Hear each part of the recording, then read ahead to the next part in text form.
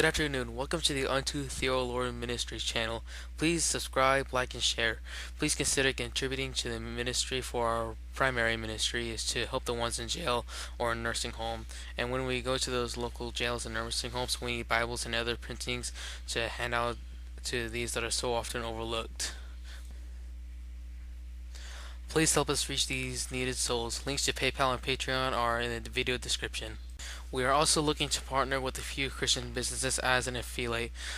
Look into the video description for hyperlinks. Thank you.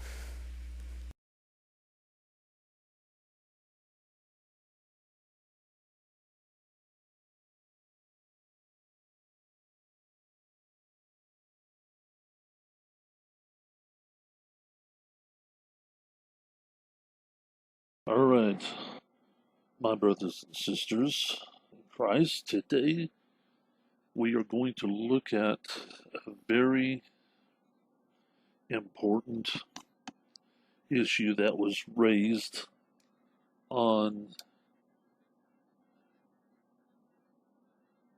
I believe it is called Somali Christian TV. I know that it is Somali something TV.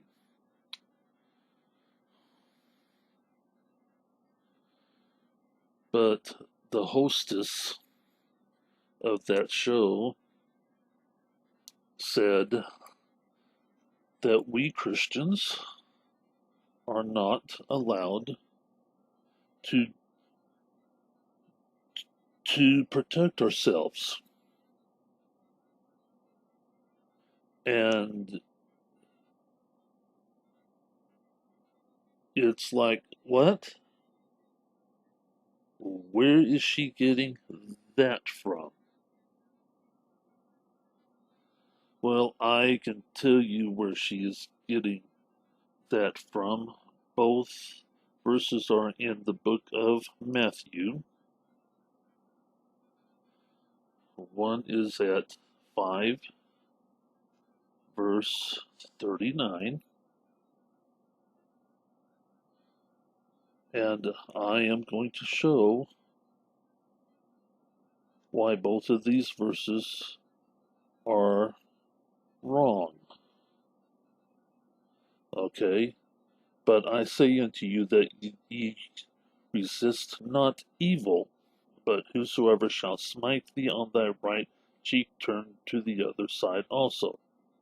Well, that's the verse they use, but they don't read verse 38. It's right here.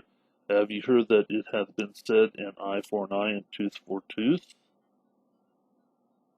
What is this? This is revenge. Self-defense is not the same as revenge.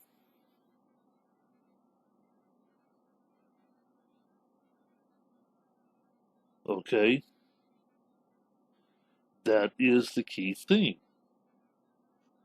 Revenge. Do no revenge.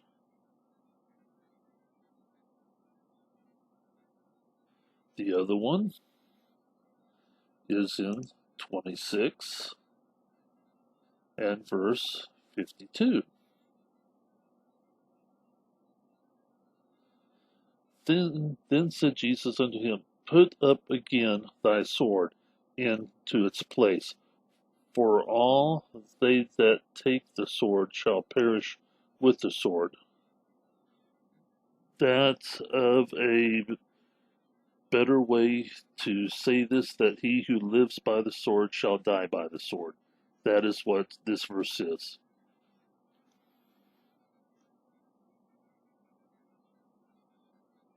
Okay?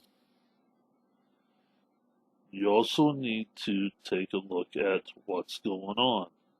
The betrayal and arrest, okay, of Jesus.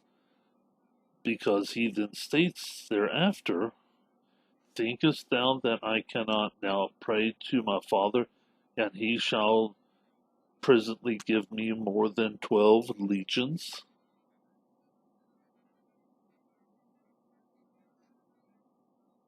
Okay? That's the whole deal. It was in protection of Jesus fulfilling prophecy. He knew he had to fulfill prophecy, and it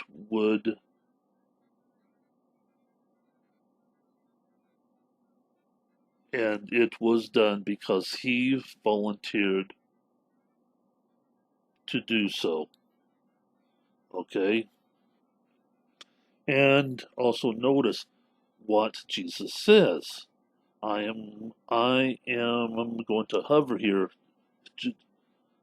just a little bit. He says, put it up. Jesus did not say, get rid of it. He said, put it up.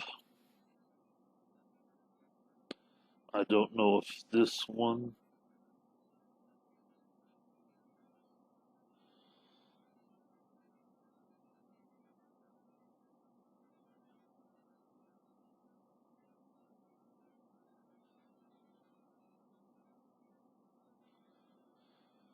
I am looking at if at all this account has it or if I need to go to Luke.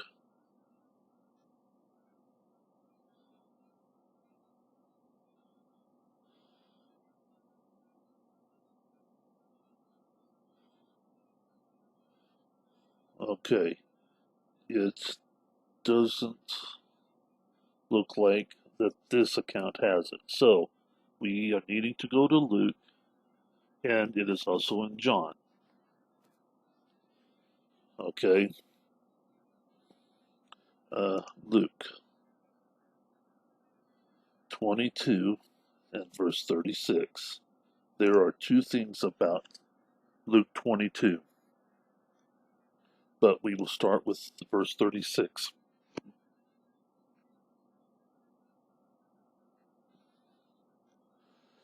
Then said he unto them, But now he that hath a purse, let him take it, and likewise his scrip.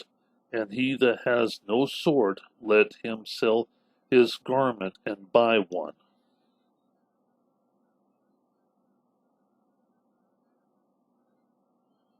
Okay.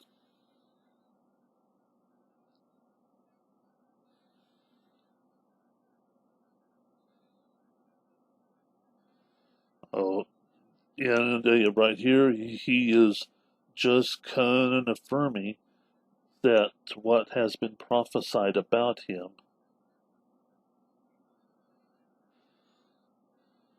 is about to come to pass. All right.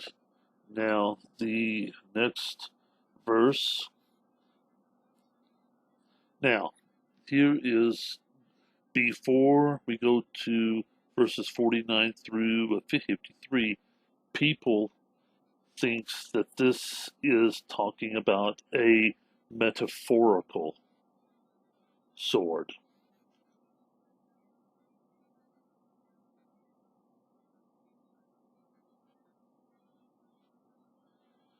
Okay, but let's keep this in context. Let's go ahead and go a few verses on down and go to 49 through 53.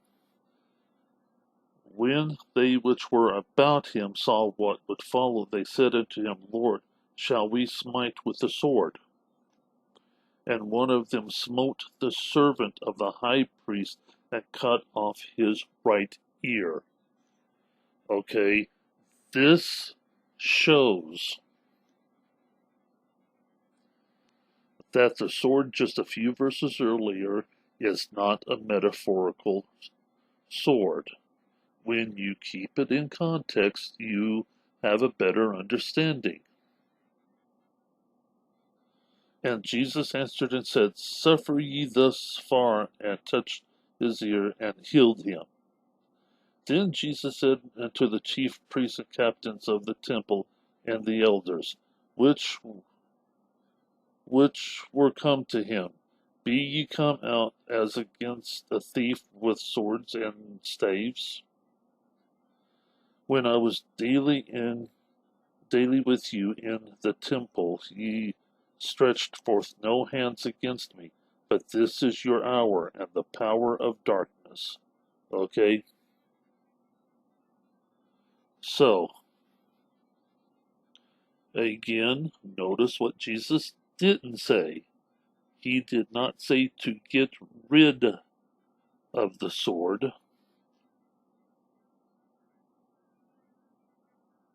I said that it is also in John. John 18:10 through 11. Some people may wonder why I do it this way. This way you can see the actual scripture itself rather than you just hoping that I am saying it right. I am showing you. Okay. 10 through 11. Then Simon Peter, having a sword, drew up and smote the high priest's servant and cut off his right ear. The servant's name was him. Then Jesus said unto Peter, Put up thy sword in thy sheath. The cup which my Father hath given me, shall I not drink it? So, here right here within John's account, Jesus did say, Put thy sword in thy sheath. In other words, put it up for now. This isn't the time or the place. Jesus, again, did not say, get rid of it.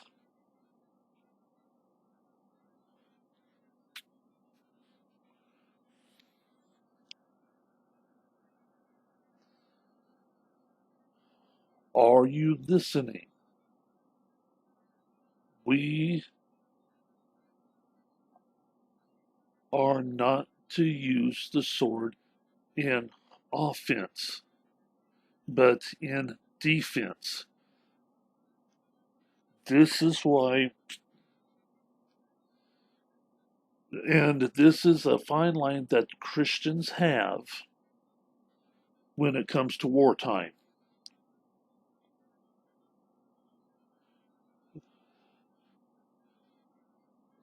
I don't remember which war it was. It was either World War II or it was the Vietnam War.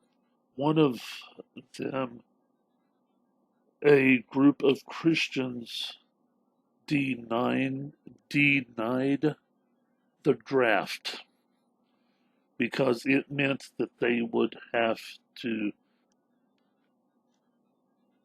metaphorically take up the sword.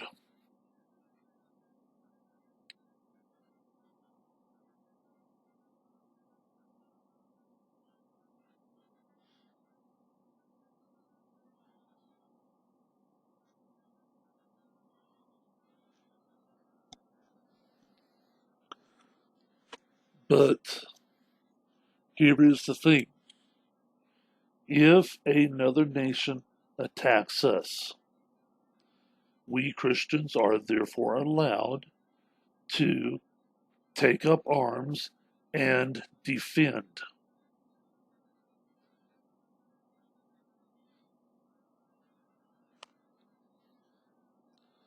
So now let's look at Acts. This is going to be an interesting one, but let's take a look at Acts 16, verses 37 through 39. But Paul said unto them, They have beaten us openly, uncondemned, being Romans, and have cast us into prison. And now do they thrust us out privately? Or not privately, privily? Nay, verily, but let them come themselves and fetch us out. And the sergeants told these words unto the magistrates, and they feared when they heard that they were Romans. What is this? This is a form of rebellion.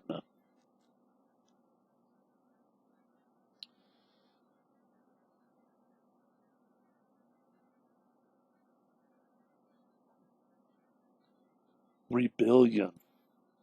James 3:17, however. Now, this is also probably one of the ones that, well, see, this one here, James 3:17, is how we should live, okay? But the wisdom that is from above is first pure, then peaceable, gentle, and easy to be entreated, full of mercy and good fruits, without partiality and without hypocrisy. This is how we should live on a daily basis if we are not in war.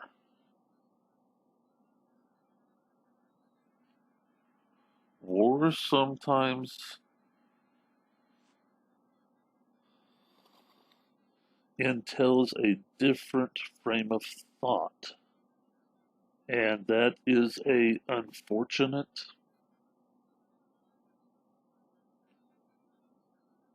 thing for us as Christians to go through, but on a daily, regular living, we are to live a peaceful thought.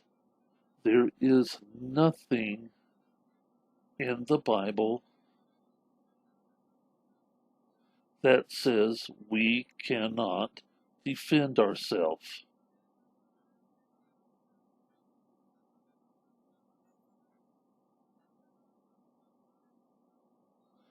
There is even a few verses in the Old Testament that tells us that we should defend those who cannot defend themselves.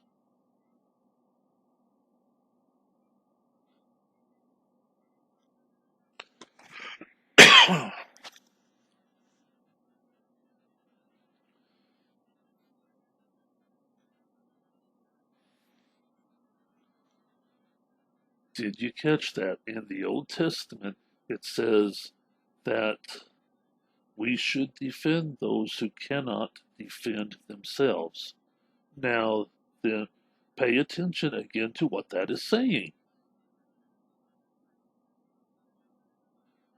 If someone attacks another person that is unprovoked, and that person for some reason cannot defend themselves, we should step in. The point is,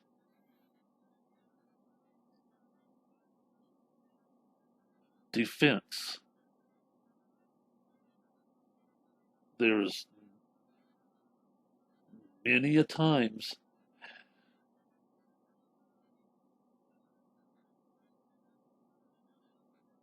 the Jews and Christians have had to defend themselves, and there is not a single scripture saying that is wrong. One of the 10 Commandments, let's get to one of the two lists, Exodus 20, and the other one is in Deuteronomy 5, but Exodus 20 will do, is thou shalt not kill. Now, now, now then, the term here should really be thou shalt not murder, because sometimes Okay, here it is, especially to murder. Okay, this is talking about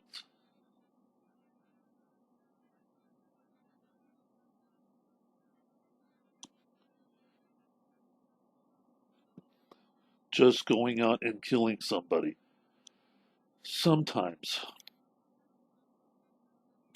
Sometimes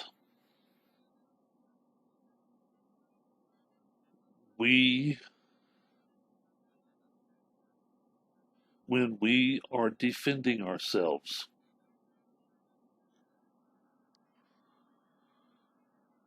we have, we then try not to kill the person that is attacking us, but in some situations, we may have no choice but to take their own life, not their own life. In America, it is called justifiable homicide. Are you hearing this? Justifiable homicide. This is when the fight is to the point to where you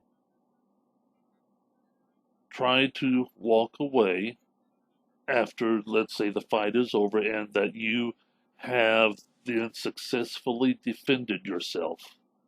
You try to walk away, but they still attack, and they are relentless. With adequate adequate proof, that becomes justifiable homicide.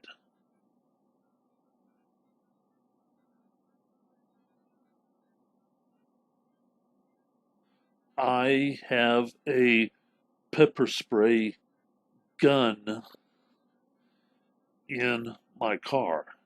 It is not one of those puny little pocket things that you can buy at Walmart. No, this looks like a gun except at, except at the barrel it is orange, and that is by law, at least here in Oklahoma, that if it is not a real gun, the tip of or the barrel of the gun is to be painted orange so that the cops will know it is not a gun. All right?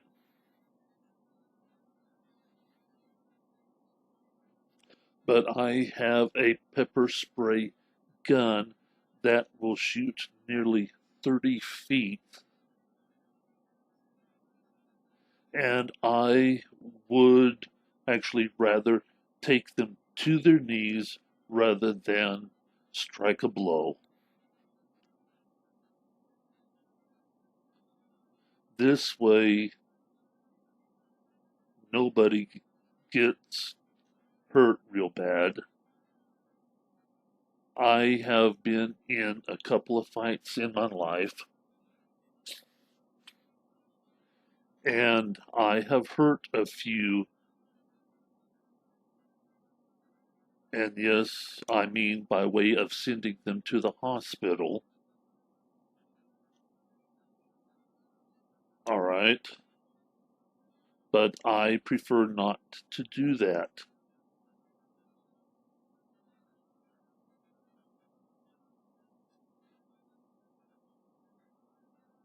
Fighting is not something that I prefer to do, but I know that I can do it, and I will do it if I have to defend myself.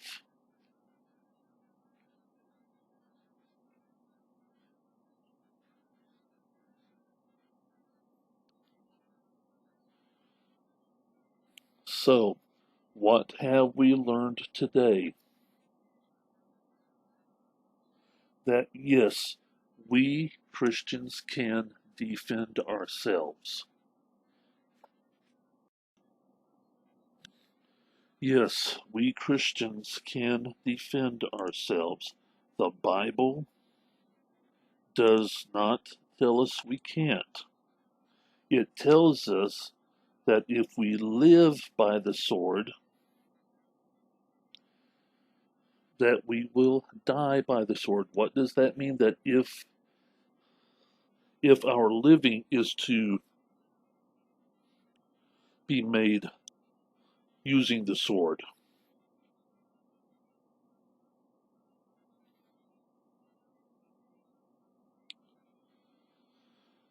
But since using a weapon is not living, oh, wait a minute, let me back up a bit. Since if we use a weapon to defend, we are not constantly using the sword as a part of our living to kill people.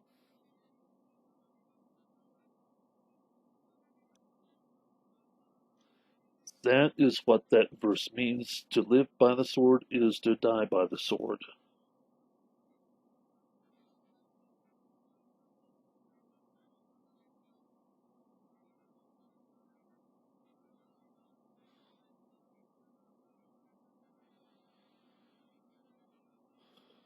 So,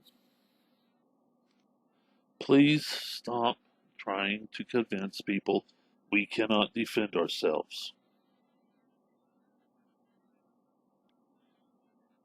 You choose not to defend yourself.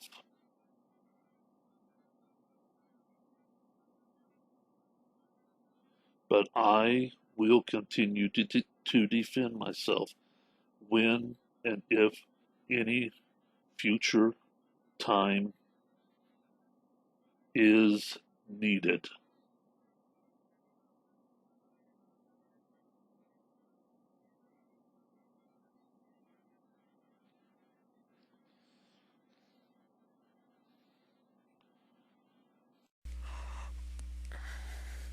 Good afternoon. Welcome to the Thee O Lord Ministries channel. Please subscribe, like, and share.